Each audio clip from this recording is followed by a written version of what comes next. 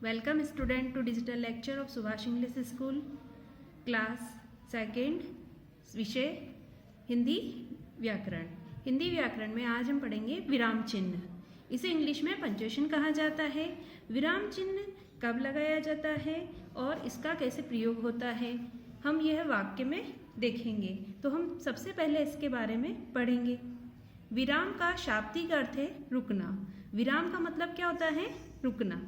जब हम अपने भावों और विचारों को भाषा के माध्यम से व्यक्त करते हैं, जब हम अपनी कोई भी बात होती है, अपने कोई मन की बातें होती है, विचार होते हैं, जब हम उसे भाषा के माध्यम से दूसरों के सामने बताते हैं, तब एक विचार की अभिव्यक्ति के बाद कुछ देर रुकते हैं। जब हम कोई बात कहते हैं तो हम कुछ समय के लिए रुक जाते हैं, तो वह रुकना ही हमारा क्या होता है? विराम कहलाता है। जब हम कोई बात करते समय रुकते हैं थोड़ी देर, तो वह विराम कहलाता है। इस विराम को प्रकट करने के लिए हम कुछ निश्चित चिन्हों का प्रयोग करते हैं, और जो ये विराम हम लेते हैं तो इसमें हम कुछ चिन्हों का भी लगाते हैं। तो वो चिन्ह कौन से होते हैं? जिन्हें विराम चिन्ह कहते हैं, और उन चिन्हों को हम क्या कहते हैं? विराम चिन्ह कहते हैं। यहाँ पर केवल 4 प्रमुख विराम चिन्हों के विषय में बताया जा रहा है। जो हम आज पाठ पढ़ेंगे, इसमें हम केवल 4 विराम चिन्हों को ही देखेंगे, जो कि ये प्रमुख हैं। पहला, पूर्ण विराम। पूर्ण विराम किस तरह लगाया जाता है? यह एक सीधी स्टैंडिंग लाइन होती है। जैसे देखिए आप इसमें कि यहाँ पे एक सीधा खड़ी हुई एक लाइन है, तो यह इस तरह से लगाया जाता है। इसे क्या कहा जाता है? पूर्ण विराम। जहाँ वाक्य पूरा होता है, जब हम कोई बात करते हैं, कुछ वाक्य कहते हैं, तो वाक्य पूरा हो जाता है, उसके अंत में हम ये पूर्ण विराम लगाते हैं। वहाँ पूर्ण विराम का प्रयोग किया जाता है। जैसे अब हम एक उदाहरण देखेंगे। सीता राम के साथ वन में गई। देखिए यह हमारा वाक्य पूरा हुआ और इसके अंत में हमने यहाँ पे पूर्ण विराम लगाया। अब हम अगला देखते हैं, अल्प विराम। अल्प विराम देखिए यहाँ पे यह छोटा सा कोमा है, यह लगाया जाता है। इसे अल्प विराम कहा जाता है।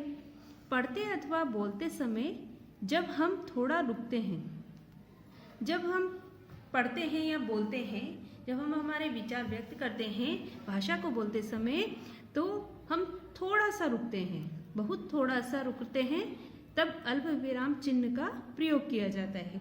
तब इस चिन्ह का प्रयोग किया जाता है। जैसे अब हम इसका एक उदाहरण देखते हैं। रवीना, सबीना, आरती। देखिए हम थोड़ा सा रुके। रवीना, जब हम कोई भी एक जैसी चीज़ बात बताते हैं तो उसमें कोई शब्द लिखते हैं, एक जैसा आता है, तो हम उसमें थोड़ा सा कोमा लगाते हैं। इस तरह का यह चिन्ह विराम, अल्प विराम कहा जाता है। अब देखिए रवीना और सबीना ये दोनों नाम है, तो हमने यहाँ पे एक छोटा सा अल्प विराम लगाया है। अब सबीना और आरती यह भी नाम है, तो हमने देखिए यहाँ इन दोनों के बीच में भी लगाया है। और महेश ने नाटक में भाग लिया। रवीना, सबीना, आरती और महेश।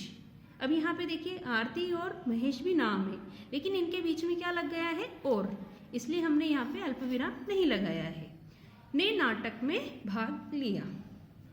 अब हमारा अगला है विस्मयादि बोधक। अब इसका चिन्ह कैसा होता है? देखिए यहाँ पे जैसे पूर्ण विराम लगाया था, उसी तरह से यहाँ पे लगाया लगे इसके नीचे एक छोटा सा बिंदु लगाया जाता है। देखिए यहाँ पे छोटा सा डॉट लगा हुआ है लाइन के नीचे।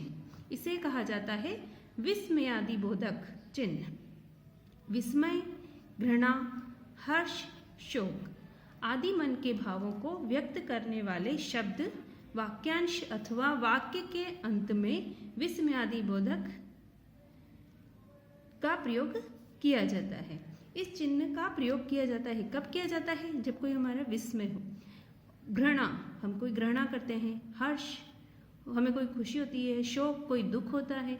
आदि मन के भाव, जो मन के जो ये भाव हैं, इनके बाद जो हम इसे प्रकट करते हैं, तो हम इसके बाद इस चिन्ह का प्रयोग करते हैं वाक्यांश अथवा वाक्य के अंत में। जब हमारा वाक्य का अंत होता है तब हमारा ये चिन्ह लगाया जाता है।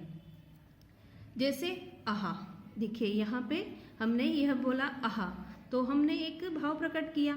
कि हमें कोई खुशी होती है या हम कोई भी दुख होता है तो हम एकदम से किसी भी चिन्ह का प्रयोग करते हैं, तो हम किसी भी बात को बोलते हैं। अब यहाँ पे बोला गया है आहा, तो हमने देखिए यहाँ पे विस्मयादिबोधक चिन्ह लगाया है। रोहित कक्षा में प्रथम आया, देखिए यहाँ पे इसने खुशी बयान करी है कि आहा बोलकर, तो यह देखिए आहा के बाद विस्मयादिबोधक चिन्ह लगा हुआ है। प्रश्न यहाँ पे देखिए नेक्स्ट है प्रश्नवाचक चिन्ह। अब प्रश्नवाचक चिन्ह क्या होता है, यह इस तरह से लगाया जाता है।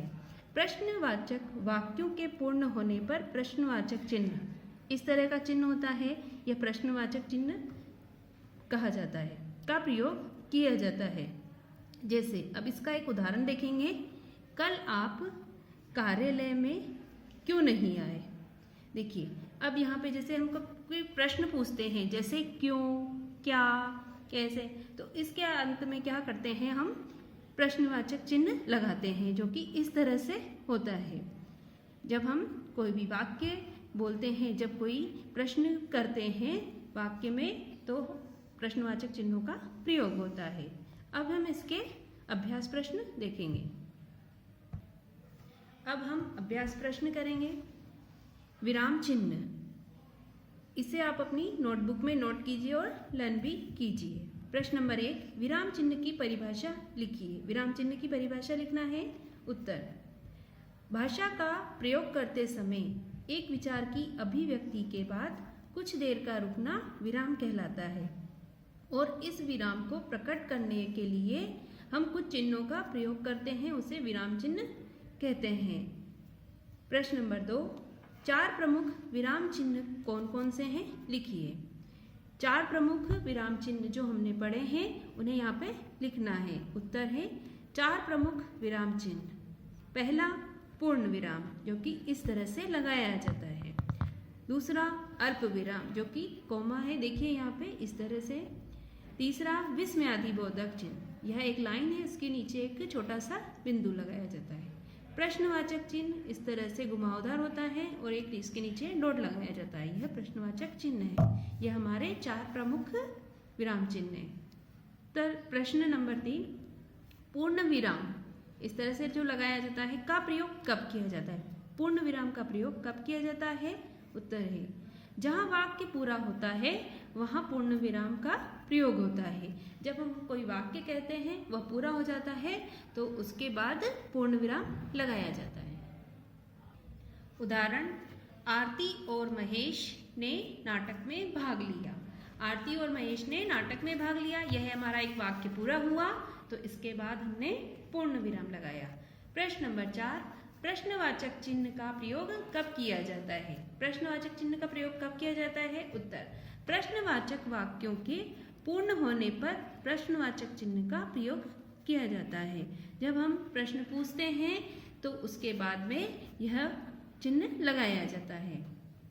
प्रश्न नंबर 5, सही मिलान कीजिए। यहाँ पर चिन्हों के नाम दिए गए हैं और यहाँ पे चिन्ह दिए गए हैं, तो आप इन नामों से चिन्ह को मिलाना है। पूर्ण विराम कैसा होता है, इस तरह से। अल्प विराम, ये विस्मयादिबोधक चिन्ह, ये प्रश्नवाचक चिन्ह, ये। प्रश्न नंबर 6, नीचे लिखे वाक्यों में विराम चिन्ह लगाइए। जो यहाँ पे वाक्य दिए गए हैं इनमें विराम चिन्हों का प्रयोग करना है। पहला, पूजा, अनीता और सबीना खेल रही हैं, यहाँ पे विराम चिन्ह लगाना है। तो यहाँ पे पूजा के बाद देखिए यहाँ पे अल्प विराम लगा है, और अनीता, पूजा, अनीता और सबीना खेल रही हैं। दूसरा, आहा आनंद आ गया। अब यहाँ पे कौन सा चिन्ह लगेगा बीच में, आहा के बाद में विस्मयादिबोधक चिन्ह लगाना है। आहा आनंद आ गया। तीसरा है, बच्चों स्कूल का काम करो। यहाँ पे क्या आएगा, बच्चों को काम करने के लिए बोला गया है, तो यहाँ पे हमें पूर्ण विराम लगाना है अंत में, बच्चों स्कूल का काम करो। चौथा है, कोलकाता से मामा जी, मामी जी और रोहन आ रहे हैं। अब यहाँ पे कौन सा लगेगा चिन्ह, कोलकाता से मामा जी, मामी जी, तो मामा जी के बाद में कोमा लगेगा, मामा जी और मामी जी और रोहन आ रहे हैं। अब यहाँ पे देखिए वाक्य के अंत में हमें पूर्ण विराम लगाना है। प्रश्न नंबर 5, आप कार्यालय में क्यों नहीं आए? आप कार्यालय में क्यों नहीं आए? अब ये देखिए यहाँ पे क्यों पूछा गया था, इसलिए हमने क्या लगाया है यहाँ पे, प्रश्नवाचक चिन्ह का प्रयोग किया है। हमने ये अभ्यास प्रश्न सीखे हैं, तो आप इसे अपनी नोटबुक में नोट कीजिए और इन्हें अभ्यास कीजिए। Okay, good bye.